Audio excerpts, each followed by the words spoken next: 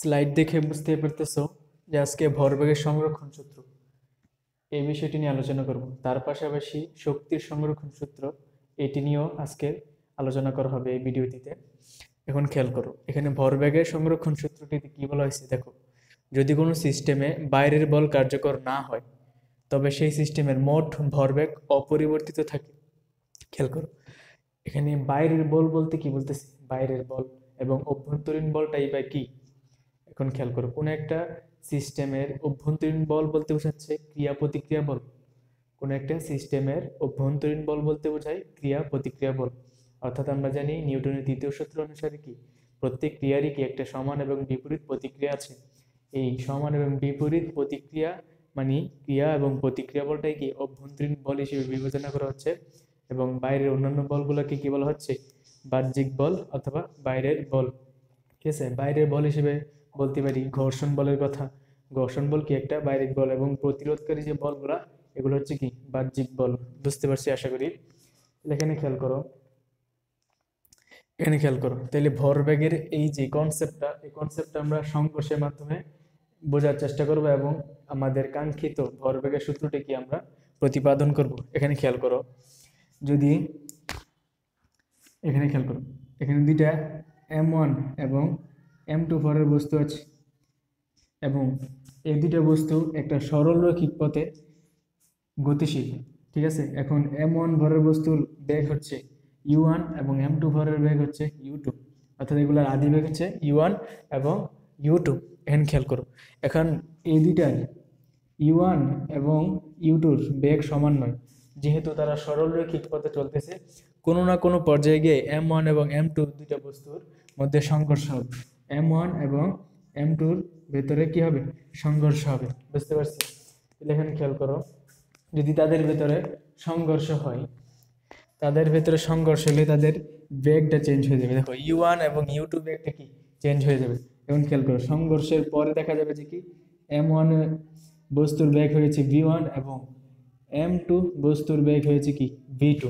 ঠিক আছে, এখন এই ভরবেগের সংরক্ষণ সূত্র অনুযায়ী এই যে দুইটা সংঘর্ষ ঘটলো, সংঘর্ষের পূর্বে এটা হচ্ছে কি সংঘর্ষের পূর্বে, আর হচ্ছে কি সংঘর্ষের পরে। এই ভরবেগের সংরক্ষণ সূত্র অনুযায়ী সংঘর্ষের পূর্বে এই বস্তুদের মোট ভরবেগ এবং সংঘর্ষের পরে এই বস্তুদের মোট ভরবেগ সমান হবে যদি বাহ্যিক কোনো বল প্রয়োগ না করা হয়, অর্থাৎ ঘর্ষণ বল অথবা কোনো প্রতিরোধকারী বল ক্রিয়া না করে। তাহলে এখানে খেয়াল করো, এখানে যে ক্রিয়া করতেছি দেখো, এখানে m1 ভরের বস্তু m2 ভরের বস্তুকে কি একটা বল দিতেছে, মনে করি f পরিমাণ বল দিতেছে। তাহলে এই m2 ভরটা কি করবে, m1টাকে কি বিপরীত দিকে সেম পরিমাণ বল দিবে না, -f।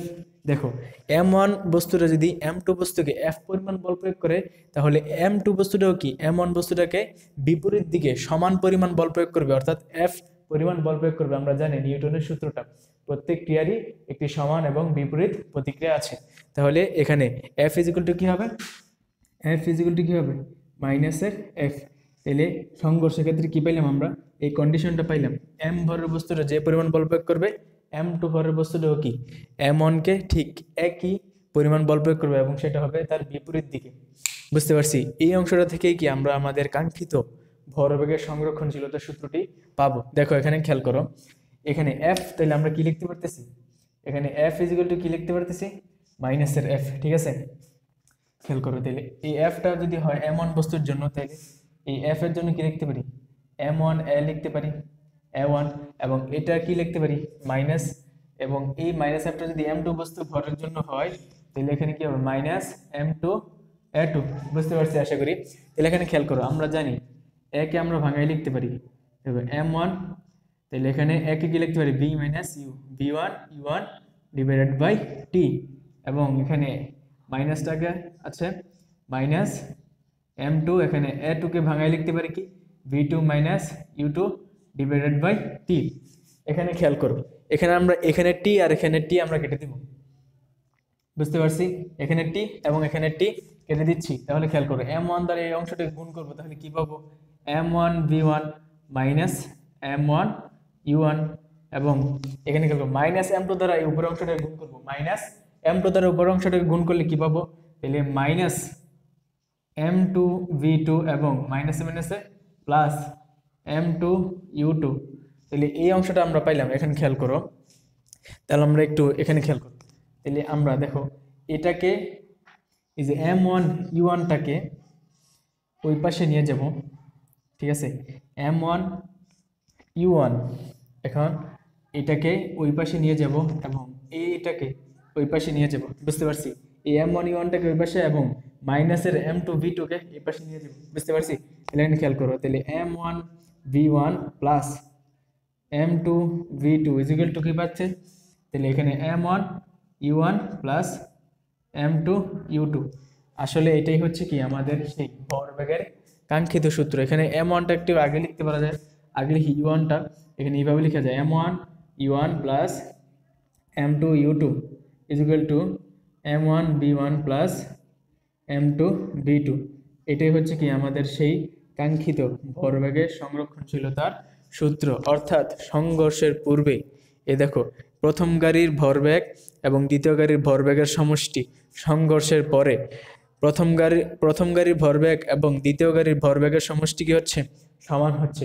আশা করি বিষয়টি বুঝতে পারছি। এক্ষেত্রে লক্ষ্য রাখতে হবে বাহ্যিক কোনো বল প্রয়োগ করা যাবে না, ঠিক আছে। বাস্তবে কিন্তু বাহ্যিক বল প্রয়োগ করা হয়, ঠিক আছে। নর্মালি যে আমাদের বাস্তবিক লাইফে যে সংঘর্ষগুলো হয় সেগুলো কিন্তু ঘর্ষণ বল কাজ করে, বিভিন্ন প্রতিরোধ বল কাজ করে। অর্থাৎ ওই ক্ষেত্রে কিন্তু বাস্তবিক ভরবেগের সংরক্ষণ সূত্রটা তেমন ক্রিয়া কার্যকর হয় না, বুঝতে পারছি। এখন খেয়াল করো, এটা হচ্ছে কি আমাদের সেই ভরবেগের সংরক্ষণশীলতার সূত্র, ভরবেগের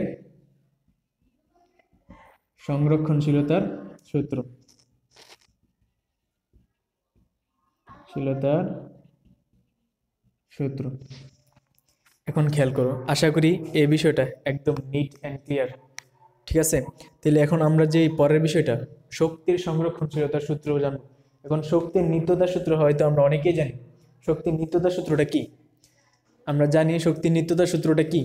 শক্তির নিত্যতার সূত্রটা হচ্ছে কি, যে শক্তি ধ্বংস করা যায় না, সৃষ্টি করা যায় না, শুধু শক্তিকে এক রূপ থেকে আরেক রূপে রূপান্তরিত করা যায় এবং মোট শক্তি কি থাকে, ধ্রুব থাকে। আশা করি বুঝতে পারছি। তাহলে এখানে দেখো কি লেখা আছে, যে শক্তি সৃষ্টি বা ধ্বংস করা যায় না, এটি কেবল এক রূপ থেকে অন্য রূপে পরিবর্তিত হয়, তবে সম্পূর্ণ সিস্টেমের মোট শক্তি অপরিবর্তিত থাকে, বুঝতে পারছি। অর্থাৎ এটাকে যদি গাণিতিকভাবে একটু বিশ্লেষণ করি, আমি এটাকে যদি একটু গাণিতিকভাবে লেখার চেষ্টা করি, তাহলে আমরা এখানে কি পাবো? গাণিতিকভাবে যদি লেখার চেষ্টা করি তাহলে এখানে যে বিষয়টা পাবো, এখানে খেয়াল করো, গাণিতিকভাবে হচ্ছে কি এফ ইনিশিয়াল এনার্জি ইনিশিয়াল এবং এনার্জি ফাইনাল, এই দুটো কি হবে, সমান হবে। অর্থাৎ কোনো একটা সিস্টেমের ভেতরে প্রাথমিক মোট শক্তি এবং শেষের মোট শক্তি কি হবে, সমান হবে। অর্থাৎ শক্তিটা কি থাকবে, ধ্রুব থাকবে, বুঝতে পারছি আশা করি। এখন আমাদের লাইফে গতিশক্তি হচ্ছে মোস্ট কমন একটা শক্তি, ঠিক আছে, খুব সাধারণ। এবং পদার্থবিজ্ঞান যারা পড়তেছো তারা এসএসসি এইচএসসি লাইফে সবচেয়ে বেশি যে শক্তিটার কথা সম্পর্কে শুনবা সেটা হচ্ছে গতিশক্তি, ঠিক আছে। তাহলে আমরা একটু গতিশক্তি নিয়ে এবং শক্তির সংরক্ষণশীলতার একটা সূত্র দাঁড় করাবো। গতিশক্তি রিলেটেড শক্তির সংরক্ষণশীলতার একটি সূত্র দাঁড় করাবো। খেয়াল করো, মনে করো এখানে একটা বস্তু, দুইটা বস্তু m1 এবং m2 ভরের দুইটা বস্তু, আদিবেগ u1 u2। তাহলে খেয়াল করো, এটা যদি এই দুইটার ভিতরে যদি সংঘর্ষ ঘটে, এই দুইটা বস্তুর ভিতরে যদি সংঘর্ষ ঘটে, তাহলে এই m1 ভরের বস্তু এবং m2 ভরের বস্তুর বেগ চেঞ্জ হয়ে v1 এবং v2 হয়ে যাবে। m1 ভরের বস্তু এবং m2 ভরের বস্তুর বেগ চেঞ্জ হয়ে m1 এবং v2 হয়ে যাবে, বুঝতে পারছি। তাহলে এখানে খেয়াল করো, তাইলে শক্তির সংরক্ষণশীলতার সূত্র অনুযায়ী এই যে দেখো সংঘর্ষের পূর্বে এই অবস্থায় এই দুইটা বস্তুর মোট শক্তি সংঘর্ষের পরে এই দুইটা বস্তুর মোট শক্তি কি হবে, সমান হবে।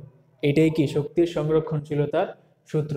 আশা করি বুঝতে পারছি। তাইলে এখানে কি হবে আমাদের আলটিমেটলি, এখানে খেয়াল করো, এখানে মোট শক্তি কি হবে, এখানে সংঘর্ষের পূর্বে, এটা হচ্ছে সংঘর্ষের পূর্বে মোট শক্তি কি হবে, আমরা জানি গতিশক্তি না, এখানে যেহেতু গতিশক্তি নিয়ে আলোচনা করতেছি, তাহলে গতিশক্তির সূত্র কি জানি আমরা?